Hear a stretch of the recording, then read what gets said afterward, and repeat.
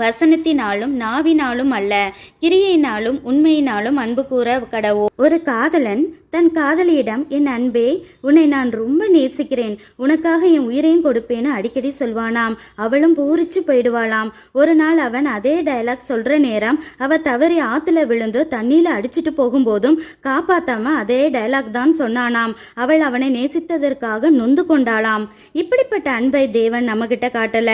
ஏசப்பா இந்த பூமியில இருக்கும்போது தேவன், இவர் என் நேசகுமாரன், இவரில் பிரியமா இருக்கிறேன்னு வார்த்தைகள்ல சொன்னார். ஏசப்பா மனிதனாக பிறக்கிறதுக்கு முன்னாடி தேவன் கூடவே இருந்து அவர் அன்பை செயல்கள்ல பார்த்ததுனால வார்த்தைகளை காட்டினதே போதுமா இருந்தது.